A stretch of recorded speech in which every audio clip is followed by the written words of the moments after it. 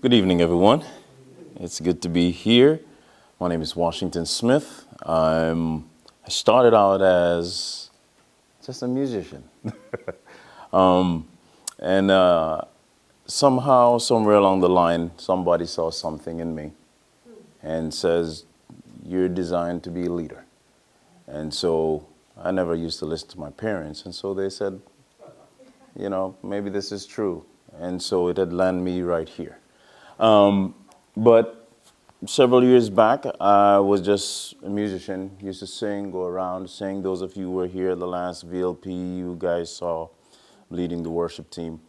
And I play music, so that kind of helped me solidify myself in church. And over the years, it has guided me and kept me close to God. And so someone saw in me a leader, and so I became a VLP somewhere down the line after someone before me said yes, right? So most of you know this lady, Pastor Marion Williams. So when she was asked, I was approached first. I was only 24. And so I was like, no, that is not for me. I'll come and play and then I'll go home. And so it always begins with someone saying yes. Today, my profession, I'm a network administrator. So during the week, I do network administration. I do have conference employment. So I also work with the conference with another church that I'm now working with here in the north. But most of what I'm going to talk about is the church that I was transferred from to this church that is now 24 miles from here. And so I'm in a program that I can't tell you much about, but somewhere down the line, you guys will hear about it possibly. So we'll see how it goes from there. But it started with Pastor Marion Williams with the Marion Oaks SDA Church. And so 2018, 2018, I was asked to become the new lay pastor there. And so eventually I did say yes to the mission. Before I said yes, I went to my bed and God gave me a dream.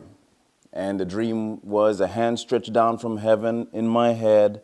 Do you want to feel the weight? I wanted to say no, but I ended up saying yes. And I said yes. The next Sabbath, I was approached by a pastor and says, the church has selected you to be the next lay pastor. So they took me to the conference office, and the rest is history. And so right after I said yes, this happened. COVID. And so the church was closed. And so after the church was closed, now we're looking at how are we going to deal with this situation. The church at the time had gone through something about a month before COVID. There was some form of eruption going on, and it had dwindled down, and then COVID happened. Some form of what? Squabble between members. So it was in transition coming into leadership, and so it caused the church to break apart. Not because of the selection, but because of other people who wanted position. And the congregation did not see them fit to be leader. And it happens in every church. And I say it because it is real. And when we fail to acknowledge it, then it comes and it bites us. And so it was something that I had to deal with. And so it was challenging. And I have to remember, leading and revitalizing an existing church can be a challenging yet a rewarding endeavor. Challenging, yes. Because when you're doing a full-time job and you have a church and you have your family and you have everything else around you that's coming at you, it can become taxing, right? So it involves not only maintaining core religious and community values, but also introducing changes that can re-energize and engage the congregation. So, from Acts of the Apostle, page 9, it says, the church is God's appointed agency for the salvation of who? Of men, right? It was organized for service, and its mission is to carry the gospel to the world. All right. So we are the eyes, ears, hands, and feet. There's something interesting in this entire quotation for me, because I'm going to jump down a little bit to the second. He said the church is the what? Repository. What is a repository? Right? Exactly. All those words you see on the left right here. It's a storehouse, it's a depot, it's a vault, it's an archive, it's a warehouse, treasure, reserve, bank, whatever it is. So what does that tell me? Our goal is to bring everybody in the storehouse. And so when we're revitalizing the church, Luke chapter 4, verse 5 through, Luke 5, 4 to 6, we see that when Peter cast his net over into the ocean and he pulled up all the fishes, he didn't pick which fish came up, right? All the fishes came up and all the fishes went into the boat. Something that I basically try to teach our congregation in this revitalizing process coming out of COVID was, hey, you do not pick who you minister to. Oftentimes when we minister to people, they don't fit the image. They don't look like what we think they should look like as Seventh-day Adventists. And so I had to change the mindset of the congregation by saying, hey, see that gentleman walking across the street? He has dreads and he looked like someone who would not accept the gospel. Would you approach him? No. Why not? Don't he deserve to be saved? And so after start having those congregations, they realize that they're judging, right? We judge them by how they look. And so we had to go through training, right? We have to assess and understand, begin to understanding the current state of the church. And this includes the spiritual health, membership dynamics, and the community perception. Assess the needs and concerns of your congregation and the community. I literally run a survey on the community.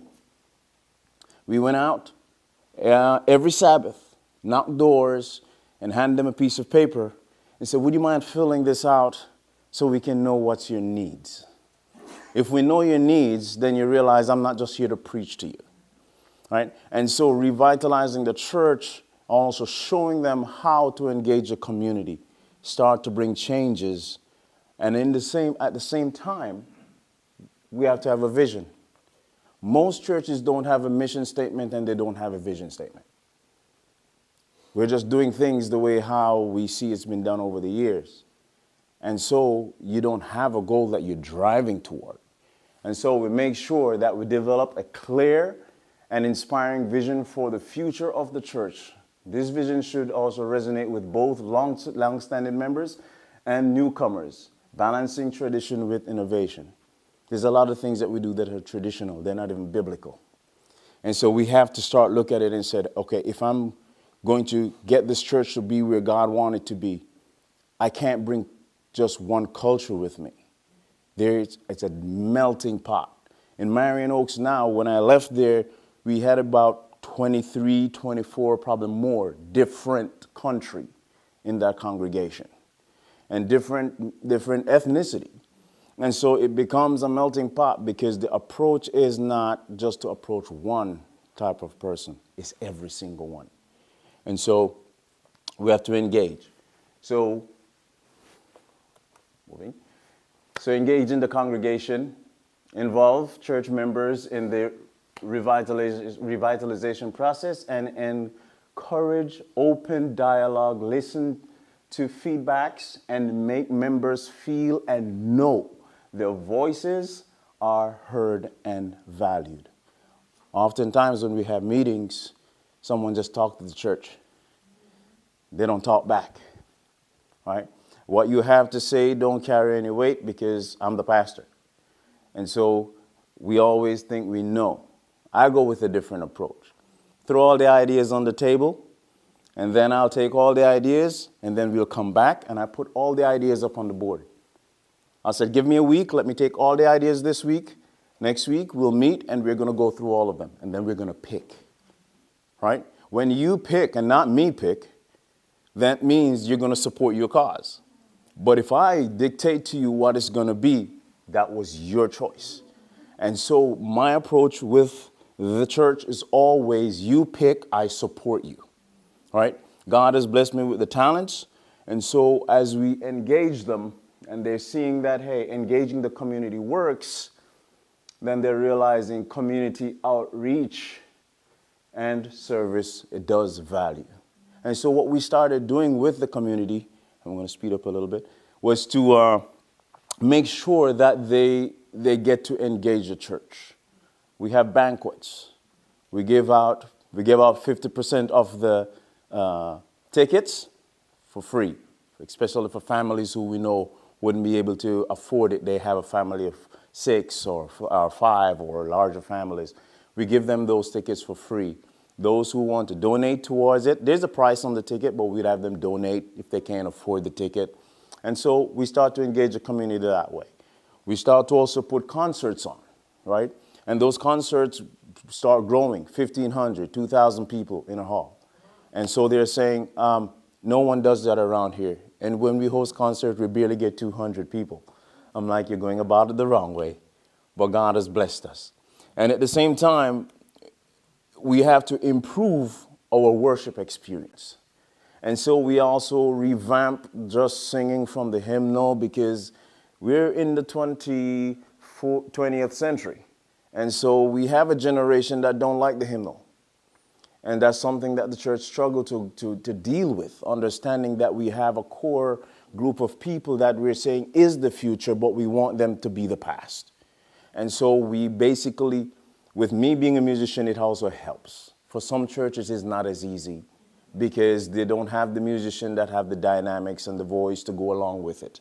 And so we were able to transition the worship, but also do the same thing when it comes on to our young people. We make sure every single month that these young people, one Sabbath every single month, they're leading from Sabbath school all the way down to Bible class. Because they're the future, they have to learn to be the future. And when they make a mistake, I'll tell the ones who would be the critic, you do not have a right to engage them. You come to me or you go to the youth elder.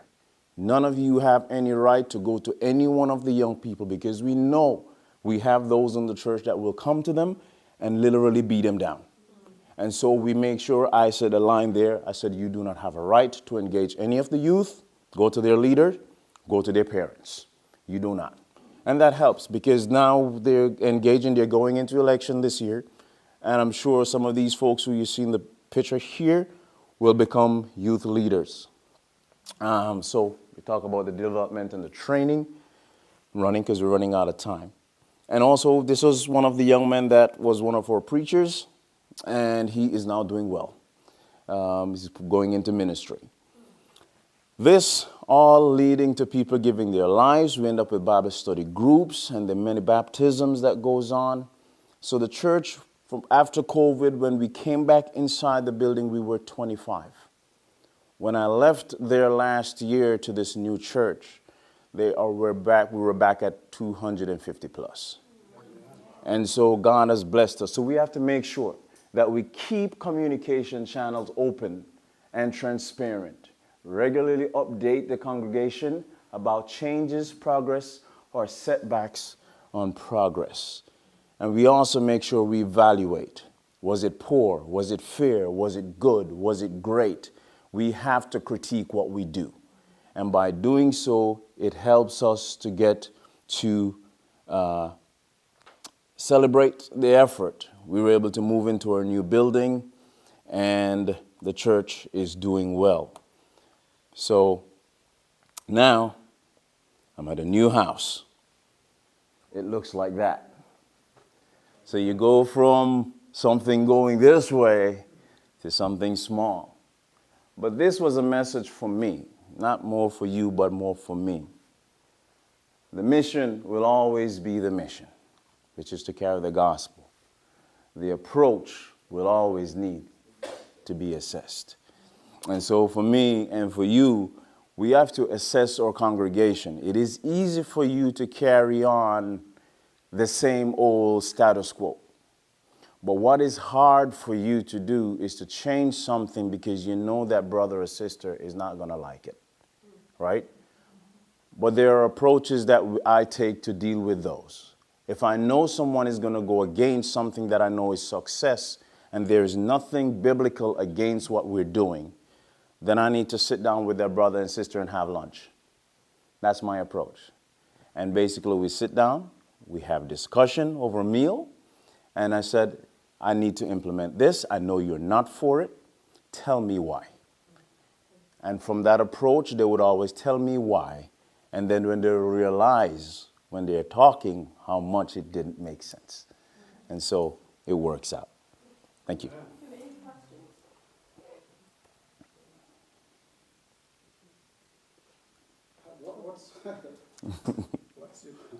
What's the easiest approach for you as a musician to help folks transition from the hymnal to more contemporary approaches?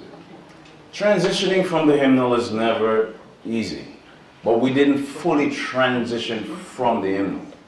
So I have to find a balance. If I do 2 contemporary, I'll do 1 hymnal. Because you still have a group there that I still have to tend to. So I can't leave anyone out. So I incorporate, and then as you do that, you realize they start to request, because I also put an option for them to request songs to be a part of praise and worship the next week. I find out they start to request more and more contemporary worship songs versus the hymnal. So they never know how much they're going to like it until they actually engage it. And so as a psychology major, it kind of helps me to deal with those challenges. You kind of know where it's going to go.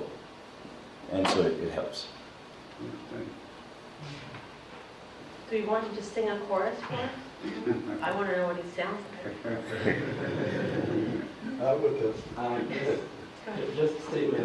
I'm glad you kind of clarified that too. There's a balance because you must meet the needs of your congregation within the context.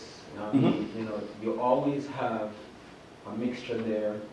You know, you want to definitely have the contemporary, but also they're good hymnal songs. And so as long as you can balance that, where everyone is satisfied. It's not always easy, but I think it's it's a blessing so that everybody, just as you said, everybody has an opportunity to know that they're coming to church and there's something there for me. I mean, there's nothing outside of the contemporary. There's nothing wrong. All it means is our age music that's written in our time, as long as the doctrine, the core of what we believe is not compromised. Absolutely. It's perfectly fine.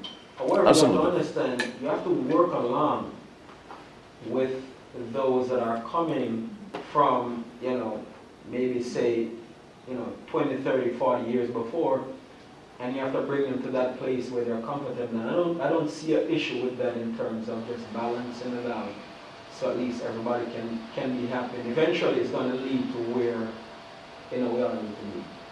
Correct. Correct. Oh, Yeah, one more, then we have to. No, I was just going to say, I echo the same sentiment. Yes. I mean, because we still have a mission with the people that it's revitalizing. I mean, Absolutely. if you have a chance of getting a brand new car or fixing the old one, well, obviously you get a new car. But the thing with the church is that we can't just throw away what we have. So in order to revitalize, I think that's a great point, that we just kind of balance out so we can reach out and minister to them, because they need to be ministered to. And I think oftentimes it's that vision. They don't know where they're going. So I basically pointed out to them, if we do this, we'll check here, check the pulse here, and if it's right, then you will end up here.